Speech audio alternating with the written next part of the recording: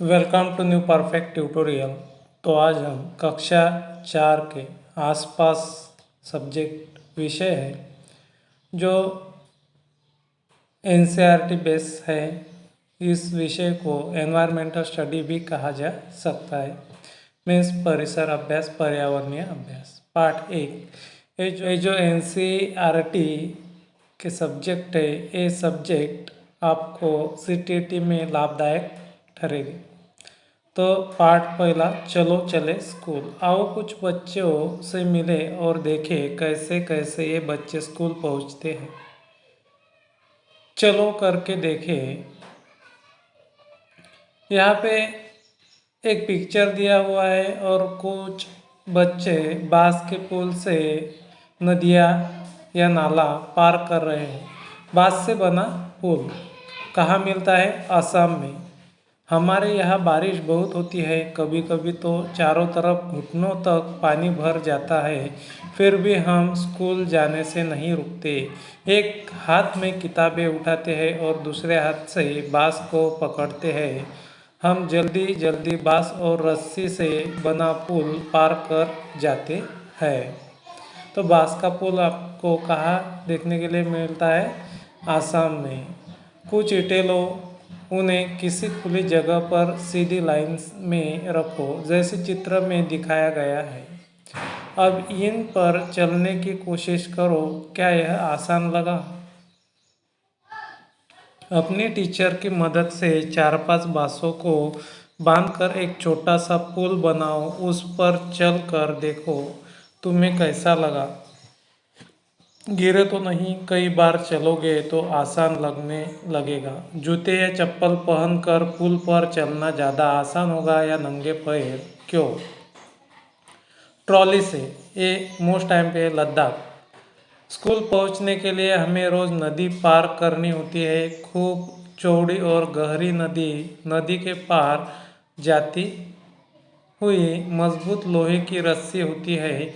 यह दोनों तरफ से भारी पत्थरों या पेड़ों से कस कर बांधी रहती है। ट्रॉली यानी कि लकड़ी से बना हुआ झूला पुली की मदद से इस रस्सी पर सरकती है। हम 4-5 बच्चे एक साथ ट्रॉली में बैठ जाते हैं, पहुंच जाते हैं नदी के उस पार। ट्रॉली यानी कि लद्दाख में लकड़ी का छोटी जो नाव होती है उसको ट्रॉली बोलते हैं। करके देखो। तो यहाँ पे आपको करके देखना है। चित्र 1 और 2 और दोनों देखो, बच्चे कुएं से बाल्टी खींच रहे हैं। क्या दोनों चित्रों में अंतर बता सकते हो? इन दोनों में से किस तरह से खींचना आसान होगा? पुली गिरनी के साथ या बिना पुली के साथ? चित्र 1 और चित्र 2 और चित्र 3 यहाँ पे दिया हुआ है। तो पुली के साथ हम अच्छी तरह से ओढ़ सकते हैं। अपने आसपास देखो, तुम कहाँ कहाँ पुली का प्रयोग देखते हो, उनकी सूची बनाओ। आपको जो सूची है वो बनानी है। तुम भी चरखी या खाली धागे की रील से पुली बनाकर कुछ सामान उठाने की कोशिश करो। बाद में एसीटीडी के लिए मोस्ट इम्पॉर्टेंट है सीमेंट का पुल। हमें भी कई बार कई जगह पानी पर करना पड़ता है, तब हम भी पुल से जाते हैं। ये सीमेंट ईंटों और लोहे के सरियों से बने होते हैं। देखो, पुल पर चढ़ने उतरने के लिए सीढ़ियाँ भी है। इस पिक्चर में आपको पुल पर चढ़ने और उतरने के लिए सीढ़ियाँ दिखाई देती है। यह पुल बांस के बने पुल से किसी तरह अलग है। ये जो पुल है वो बांस से बहुत ही मजबूत है। अंदाज़ा लगाओ इस पुल को एक समय पर कितने लोग पार कर सकते हैं। जो बांस का पुल है उस बांस का पुल को कम से कम 1 या 2 लोग पार कर सकते हैं, बट जो सीमेंट से बना हुआ पुल है एक साथ बहुत ज़्यादा लोग इसमें सफ़र कर सकते हैं या पार कर सकते हैं। तुमने देखा कि कैसे बच्चे अलग अलग पुलों की मदद से उबड़ खाबड़ रास्ते और नदियों को पार करके स्कूल पहुंचते हैं। अगर तुम्हें मौका मिले तो तुम कौन से पुल से जाना चाहोगे? क्यों? मौका मिले तो आप सीमेंट के पुल से जाना पसंद करोगे या बांस के? स्कूल जाने के लिए क्या तुम भी कोई पुल पार करते हो? वह पुल कैसे दिखाई देता है उसका चित्र बनाओ। आप जब स्कूल में जाते हो तो आपको रास्ते में जो पुल लगता है उस पुल का पिक्चर आपको बनाना है। अपने दादा दादी से पता करो कि उनके बचपन के समय में पुल कैसे होते थे। ज़्यादातर जो दादा दादी रहते हैं उनके बचपन के समय के जो पुल रहते हैं वो लकड़ी के हुआ करते थे। अपने आसपास किसी पुल या पुलिया को देखो और उसके बारे में कुछ बातें पता करो। जो पुल रहते हैं उसके बारे में आपको बातें बतानी है। वह कहाँ बना है, पानी पर, सड़क पर, पहाड़ों के बीच या कहीं और। आप जहाँ जिस क्षेत्र में रहते हो उसी पुल का आपका यहाँ पे वर्णन करना है। ये जो क्वेश्चन है वो आप पढ़ सकते हो। उस पुल का चित्र कॉपी में बनाओ। पुल पर चलते ट्रेन। वल्लम वल्लम केरल के कुछ भागों में बच्चे पानी को पार करने के लिए वल्लम लकड़ी की बनी छोटी नाव में बैठकर स्कूल तक पहुंचते हैं। जो वल्लम नाव रहती है वो केरल के क्षेत्र में रहती है। और बाद में ऊंट गाड़ी राजस्थान। हम रेगिस्तान में रहते हैं, हमारे यहाँ दूर दूर तक रेत ही रेत नज़र आती है। दिन में तो रेत खूब तपती है। हम ऊंट गाड़ी में बैठकर स्कूल पहुँचते हैं। बाद में है बैलगाड़ी। हम बैलगाड़ी पर बैठकर हरे भरे खेतों में से धीरे धीरे निकलते हुए स्कूल पहुंचते हैं। तेज धूप या बारिश हो तो हम अपनी छतरियाँ खोल लेते हैं। मैदानी इलाके में बैलगाड़ी अपने को देखने मिलती है। तो बाद में है साइकिल की सवारी। हम लंबे रास्तों पर साइकिल चलाकर स्कूल जाते हैं। पहले तो स्कूल दूर होने के कारण कई लड़कियां स्कूल जा ही नहीं पाती थी, पर अब 7-8 लड़कियों की टोली मुश्किल रास्तों को भी पार कर जाती है। नेक्स्ट है, यह है जुगाड़। हमारी गाड़ी का नाम है जुगाड़। यह फटफटी करती हुई चलती है, न शानदार। आगे से देखो तो मोटर बाइक की तरह दिखाई देती है, पर पीछे से लकड़ी के फट्टों से बनी है। बाद में जंगल से जाते बच्चे। स्कूल पहुंचने के लिए हमें घने जंगल से निकलना पड़ता है।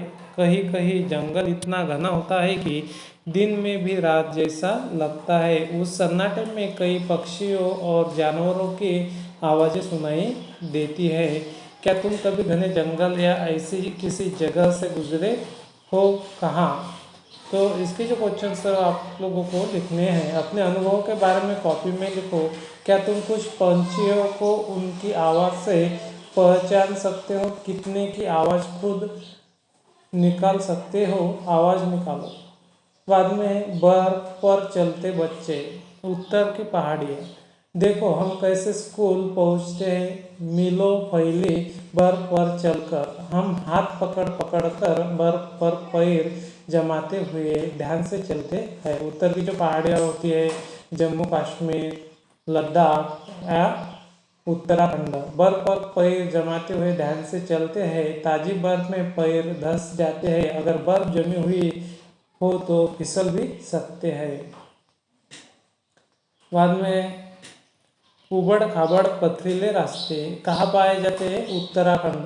हम पहाड़ी इलाकों में रहते हैं, यहाँ दूर दूर तक उबड़ खाबड़ पथरीले रास्ते हैं। मैदानों या शहर में रहने वाले बच्चों को भले ही मुश्किल लगे, हम तो भागते हुए पहाड़ी रास्ते पार कर जाते हैं। नेक्स्ट है, तो फिर मेरी चाल देखना। मैदान में या स्कूल में किसी खुली जगह पर सब बच्चे इकट्ठे हो जाओ। अब नीचे दी गई स्थितियों में तुम कैसे चलोगे करके दिखाओ। अगर ज़मीन एकदम गुलाब की पंखुड़ियों जैसी हो, अगर ज़मीन कांटों भरे मैदान में बदल गई हो और आप पास ऊंची ऊंची घास हो, अगर ज़मीन ठंडी ठंडी बर्फ से ढक गई हो, क्या हर बार तुम्हारी चाल बदली? चर्चा करो। हाँ, बदल सकते।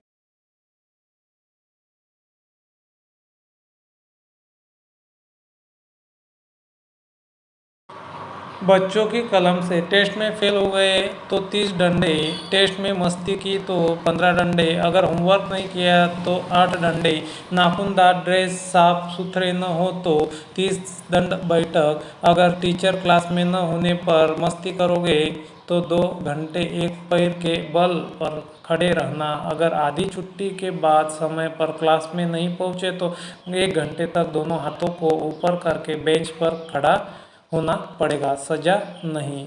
बताओ क्या तुम्हारे स्कूल में भी सजा मिलती है? ये जो क्वेश्चन से आप लोग कर सकते हो। तो ऐसे हमने जो कक्षा 4 विषय है आसपास यानी कि एनवायरमेंटल स्टडी का जो लेसन है वो हमने अच्छी तरह से देख लिया है। आप लोग इससे नोट्स निकाल सकते हो जो कलर में दिए हुए है उनके। धन्यवाद।